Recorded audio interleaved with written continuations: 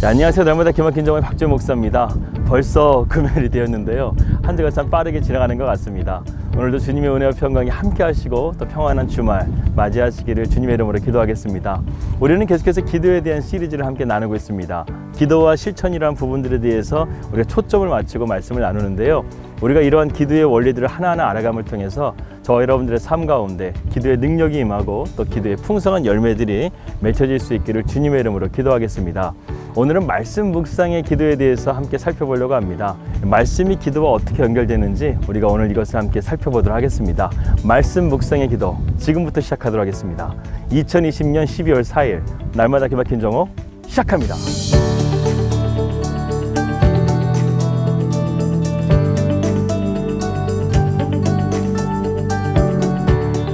오늘은 종교개혁을 일으켰던 마르틴 루터에 대한 이야기로 말씀을 시작하려고 합니다. 이 마르틴 루터는 어제도 말씀드렸다시피 기도의 사람이라고 말씀드렸습니다. 그런데요, 루터가 평신도에게 기도를 어떻게 해야 하는지에 대해서 쓴 간단한 책이 있습니다. 시중에도 판매가 되고 있는데요, 루터와 이발사라는 아주 짧은 책입니다. 당시 페터 베르켄도르프라는 이발사가 있었는데요, 그는 루터의 수염과 머리를 다듬어주는 이발사였다고 합니다. 그는 신앙을 가졌다고는 하지만 인간적으로는 흠이 많았던 사람이었어요. 그런데 어느 날 그 이발사가 가족들과 함께 식사를 하는데 우발적인 사고로 그만 사위를 칼로 찔러 죽이게 됩니다. 당시의 법은 엄격해서요, 눈에는 눈, 이에는 이, 사람을 죽였으면요 그 사람을 죽여야 되는, 처형해야 되는 그러한 시대였습니다. 그런데 루터가 이것을 중재해서 그 사람은 처형을 면하게 되고 귀양살이를 가게 되었습니다. 죽음을 면하게 됐지만 이 이발사는 죽는 그 순간까지 가족들을 만나지 못하고 외롭게 살아야 되는 삶을 살아야 됐었습니다. 그런데요, 그가 유배를 떠나면서 루터에게 간단하고 단순하게 기도하는 방법을 물었었고, 다행스럽게는 루터는 기도의 주제를 다룬 기독교 역사상 가장 위대한 문서 하나를 남기게 됩니다. 루터는 기도에 대한 깊고도 방대한 가이드라인을 그에게 적어서 보내주었죠. 그런데요, 루터가 이 이발사에게 준 가이드라인을 보게 되면 이 말씀 묵상에 대한 부분들을 다루고 있습니다. 오늘은 이 말씀 묵상이 어떻게 우리의 기도와 연결되는가, 이것을 한번 생각해 보도록 하겠습니다. 루터는 첫 번째로 기도의 훈련을 시작할 때 규칙적으로 기도하는 것이 중요하다, 이렇게 말하고 있습니다. 기도는요, 거룩한 습관이 되어야 돼요. 루터는 기도를 아침에 일어나자마자 해야 될 가장 중요한 일이자, 그리고 우리가 저녁에 잠들 때 마지막으로 해야 될 일이 바로 기도가 되어야 된다, 이렇게 말씀하고 있습니다. 우리는 예수님을 믿으면서도요, 이렇게 기도하는 것이 쉽지가 않죠. 그렇기 때문에 루터는 기도가 몸에 배도록 훈련이 필요하다는 것을 우리에게 말씀하고 있는 것입니다. 첫 번째로 루터가 권면한 것은 규칙적으로 기도하라는 것이고요, 두 번째로는요, 마음을 모으고 기도하라고 루터는 권면하고 있습니다. 루터는 생각을 한데 모으고 기도를 향한 열정과 애정을 끌어올릴 수 있는 방법을 제시하는데, 오늘 중요한 포인트죠. 바로 말씀 묵상을 도입하고 있습니다. 사실 우리가 기도하면서 방해되는 요소들이 있습니다. 외적인 요소들도 있고요, 내적인 요소들이 있습니다. 그런데요, 외적인 요소보다 내적인 요소가 방해할 때가 더 많다는 것이죠. 여러 가지 잡념들이 우리로 하여금 하나님을 바라보지 못하게 할 때가 너무나 많습니다. 기도는 그리스도인들의 의무이기도 하지만 살아계신 하나님과의 친밀한 교제라는 사실을 우리는 잊어서는 안 되겠습니다. 그래서 루터는요, 하나님 앞에 우리가 차가운 마음이 아니라, 냉랭한 마음이 아니라 따뜻한 마음, 사랑의 마음으로 나가기 위해서는 몇 가지 준비가 필요하다고 말하고 있습니다.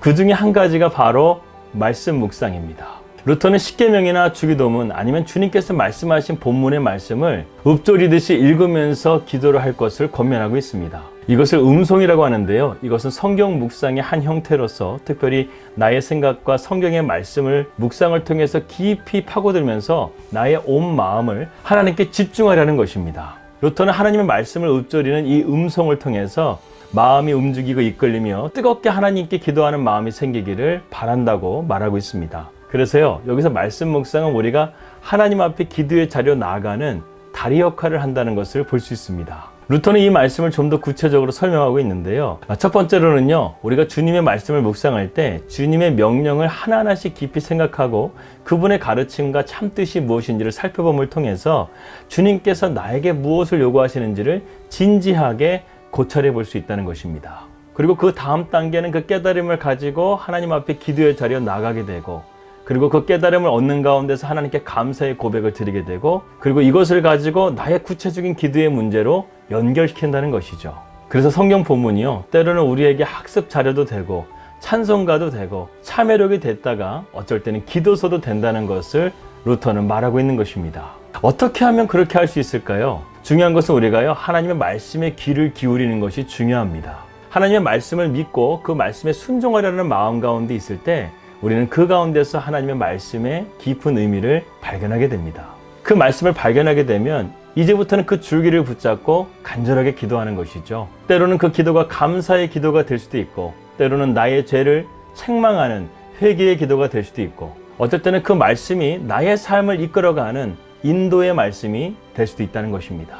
가령 우리가 주기도문을 예로 들어보면요, 주기도문에 나오는 우리 아버지라는 것을 우리가 한번 묵상해 본다고 생각해 봅시다. 이 우리 아버지라는 것을 묵상하게 되면요, 우리가 혼자 노력해서 하나님을 알 수 있는 것이 아니라 우리가 다른 형제들과 공동체를 이루면서 하나님 아버지를 불러야 된다, 이것을 의미할 수도 있습니다.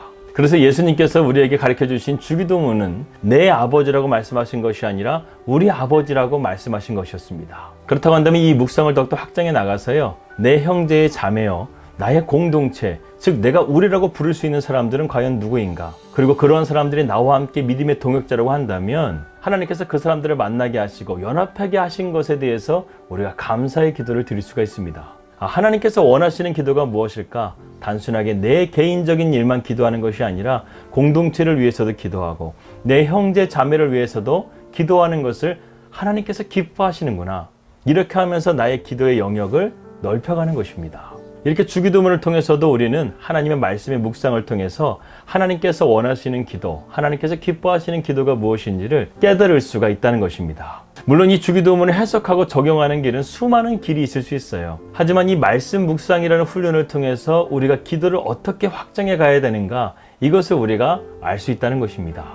이렇게 루터는요, 세밀하지만 풍성한 열매를 맺을 수 있는 기도의 생활을 우리에게 가르쳐주고 있습니다. 이러한 방식으로 우리가 묵상 훈련을 더욱더 발전시켜 나간다고 한다면 우리의 신앙은 더욱더 깊어지고 주님과 친밀해지고 또 기도의 시간을 통해서 우리의 삶의 에너지가 넘치게 될 줄을 믿습니다. 여러분, 기도의 능력이라는 것은요, 정말 무궁무진합니다. 기도를 통해서 하나님께서는요, 우리가 생각지도 못하는 독특한 방식을 통해서 우리의 삶을 이끄실 수도 있고요, 형제와 자매를 긍휼히 여기게 하시고 주님의 뜻과 사명을 발견할 수 있도록 기도를 통해서 일하신다는 것입니다. 이것이 바로 기도가 우리에게 줄 수 있는 아주 놀라운 능력이라고 할 수 있습니다. 우리의 온 마음이 온전히 하나님을 향할 수 있다고 한다면 우리는 이보다 더 큰 것들을 보게 될 것이고 얻게 될 것입니다. 또한 우리가 묵상을 통해서 진리의 빛 가운데 더욱더 가까이 나가게 되죠. 이 진리는 어둠을 몰아내고 나의 삶의 안팎을 진리의 말씀으로 움직이게 만들고 하나님을 찬양하게 만들고 죄를 뉘우치게 만들고 나의 마음을 새롭게 하며 세상을 내가 어떻게 살아가야 될지, 내가 세상을 어떻게 이길 수 있는지, 이러한 지혜들을요, 성령께서 우리에게 부어주신다는 것입니다. 그렇기 때문에요, 우리가 이 기도의 놀라운 맛을 맛볼 수만 있다고 한다면 우리는 기도를 하지 않고는 견딜 수가 없다는 것입니다. 이러한 자들에게는 주님의 능력이 함께 하시고 나의 감정을 잘 다스리게 하시고 좌절에서 일어나게 하시고 승승장구하는 우리의 삶을 주님께서 보장하여 주신다는 것입니다. 물론 인간이 항상 죄에 노출되어져 있기 때문에 교만할 수가 있어요. 그래서 때로는 하나님께서 우리에게 겸손의 기도의 자리로 낮추실 때도 있습니다.